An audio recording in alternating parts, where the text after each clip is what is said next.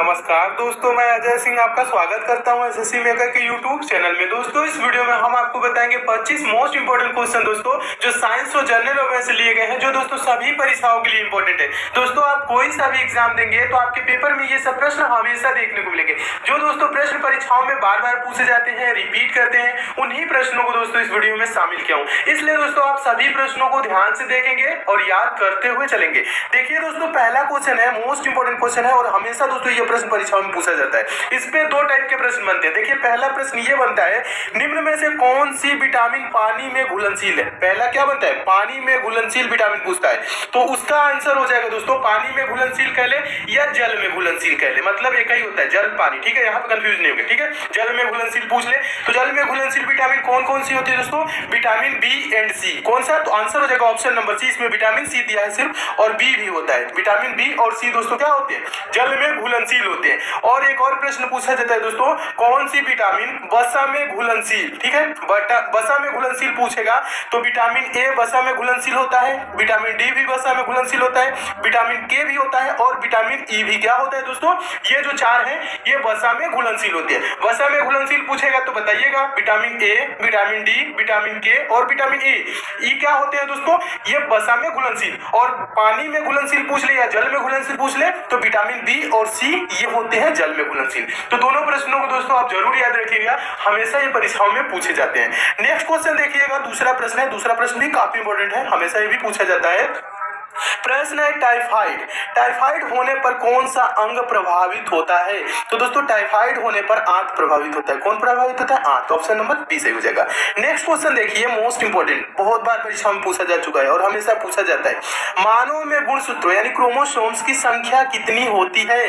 Chromosomes की संख्या कितनी होती है, 46 होती है। तो कौन सा आंसर सही हो जाएगा, ऑप्शन नंबर सी सही हो जाएगा। देखिएगा यहाँ पे समझने वाली बात क्या है, 46 होती है लेकिन ये क्या लिखा है, 23 जोड़े। 23 जोड़े का मतलब क्या हो गया दोस्तों, 46 हो गया।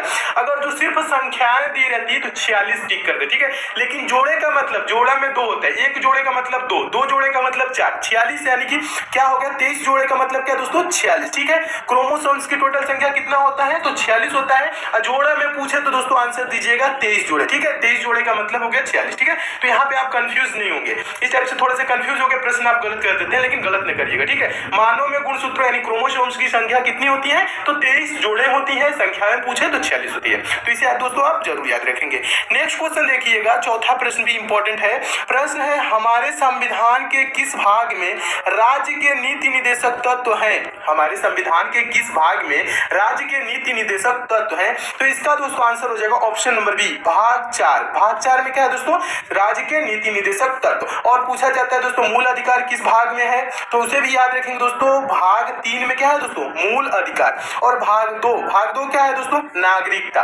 नागरिकता का उल्लेख किसमें है दोस्तों, भाग 2। और भाग 1 में क्या है दोस्तों, संघ और उसका राज्य क्षेत्र। ठीक है, तो इन चारों ऑप्शनों को याद रखेंगे। एक बार और समझा देता हूं, भाग 4 क्या है, राज्य के नीति निदेशक तत्व। और भाग 3 आपका क्या है दोस्तों, मूल अधिकार। और भाग 2 क्या है दोस्तों, भाग 2 है नागरिकता। और भाग 1 क्या है दोस्तों, यह है संघ और उसका राज्य क्षेत्र। तो इसे भी याद रखेंगे दोस्तों, इसलिए आपके 4 प्रश्न बन सकते हैं और चारों प्रश्नों को दोस्तों आप जरूर याद रखिएगा।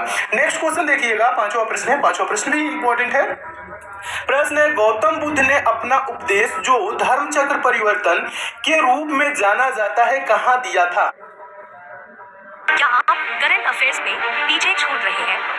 अब हर वक्त अप टू डेट रहने के लिए डाउनलोड करें इन शॉर्ट्स, एक ऐसा ऐप जो रखे आपको सबसे आगे केवल 60 शब्दों में। डाउनलोड करें इन शॉर्ट्स आज ही।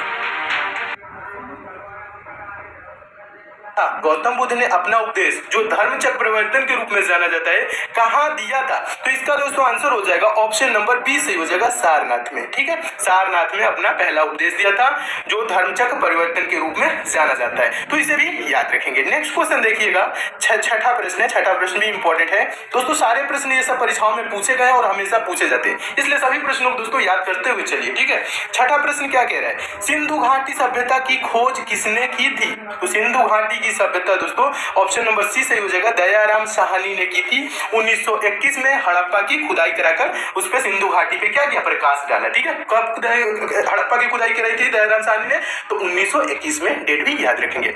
नेक्स्ट क्वेश्चन देखिएगा, सातवां प्रश्न भी महत्वपूर्ण प्रश्न है। खजुराहो मंदिर का निर्माण किसने करवाया था? तो इसका आंसर क्या हो जाएगा, ऑप्शन नंबर डी, चंदेल वंश ने खजुराहो मंदिर का निर्माण कराया था। तो ऑप्शन नंबर कौन सही हो जाएगा, डी सही हो जाएगा, इसे भी याद रखेंगे। अगला प्रश्न देखिए, आठवां प्रश्न भी इंपॉर्टेंट है। ठीक है, देखिए प्रश्न क्या कह रहा है, भारत और पाकिस्तान दो स्वतंत्र राज्य बनाए गए, भारत और पाकिस्तान दो स्वतंत्र राज्य बनाए गए शिमला सम्मेलन द्वारा, क्रिप्स प्रस्ताव द्वारा, कैबिनेट मिशन प्लान द्वारा, भारतीय स्वतंत्रता अधिनियम द्वारा। तो इसका दोस्तों आंसर कौन सा हो जाएगा, ऑप्शन नंबर डी सही हो जाएगा, भारतीय स्वतंत्रता अधिनियम द्वारा बनाए गए, भारतीय स्वतंत्रता अधिनियम 1947 के द्वारा। ठीक है, 1947, ये डेट भी याद रखेंगे। और दोस्तों शिमला सम्मेलन कब हुआ था, ये भी पूछा जाता है, तो ये हुआ था 1945, इसे भी याद रखेंगे, पूछा जाता है। ठीक है, और क्रिप्स प्रस्ताव क्या था दोस्तों, ये कब हुआ था, तो क्रिप्स प्रस्ताव 1942। ठीक है, 1942, इसका भी डेट याद रखेंगे। Cabinet mission plan, cabinet mission योजना, ये भी पूछा जाता है दोस्तों, तो कैबिनेट मिशन बहुत बार पूछा जा चुका है, कैबिनेट मिशन योजना। ठीक है, यानी कैबिनेट मिशन प्लान, तो 1946 इसका हो जाएगा डेट। ठीक है, सभी डेटों को दोस्तों आप जरूर याद रखिएगा, हमेशा ये दोस्तों परीक्षाओं में पूछे जाते हैं, तो सारी डेट को आप नोट कर लीजिएगा और याद रखिएगा। नेक्स्ट क्वेश्चन देखिए, नौवां प्रश्न भी काफी इंपॉर्टेंट प्रश्न है। देखिए प्रश्न है नौवां, भारतीय रेल राष्ट्रीय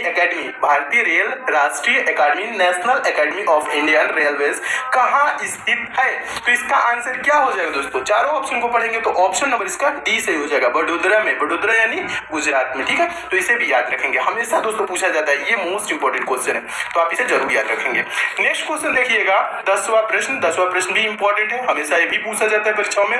प्रश्न है, निम्न चार वेदों में से किसमें बुराइयों और बीमारियों के निवारण हेतु जादू टोना एवं मंत्र का उल्लेख मिलता है? किस वेद में मिलता है दोस्तों जादू टोना एवं मंत्र का उल्लेख? तो इसका आंसर क्या हो जाएगा, ऑप्शन नंबर डी सही हो जाएगा, अथर्ववेद में मिलता है जादू टोना और मंत्र का उल्लेख। ठीक है, अथर्ववेद याद रखेंगे, ये भी प्रश्न दोस्तों मोस्ट इंपोर्टेंट है, क्योंकि ये भी प्रश्न हमेशा परीक्षाओं में पूछा जाता है। नेक्स्ट क्वेश्चन देखिए, 11वां प्रश्न भी काफी इंपॉर्टेंट है। प्रश्न है दोस्तों, उत्तर बिहार का प्राचीन नाम था, तो आंसर हो जाएगा ऑप्शन नंबर ए, उत्तर बिहार का प्राचीन नाम वज्जी था। क्या था दोस्तों, वज्जी था, और वज्जी की राजधानी दोस्तों क्या थी, वैशाली। ठीक है, वज्जी की राजधानी भी पूछा जाता है, उत्तर भारत का प्राचीन नाम क्या था, वज्जी, और वज्जी की राजधानी वैशाली, याद रखेंगे, ये भी पूछा जाता है। नेक्स्ट क्वेश्चन देखिए, 12वां प्रश्न भी इंपॉर्टेंट है। भारत के राष्ट्रीय चिन्ह में शब्द सत्यमेव जयते कहां से लिए गए हैं? तो इसका आंसर हो जाएगा दोस्तों ऑप्शन नंबर ए, मुंडक उपनिषद से, यानी मुंडकोपनिषद से भारत के राष्ट्रीय चिन्ह सत्यमेव जयते लिए गए। ठीक है, इसे भी याद रखेंगे दोस्तों। ये भी प्रश्न क्या है दोस्तों, ये भी प्रश्न मोस्ट इंपोर्टेंट है, हमेशा परीक्षा में पूछा जाता है। नेक्स्ट क्वेश्चन देखिएगा, 13वां प्रश्न दोस्तों देखने से पहले दोस्तों बता दूं आपके लिए दोस्तों, एक पंचम पब्लिशर की बहुत ही अच्छी ई बुक आई है, उसके बारे में थोड़ा सा आपको जानकारी दे देता हूं दोस्तों, उसके बाद आपको समझाता हूं 13वां प्रश्न।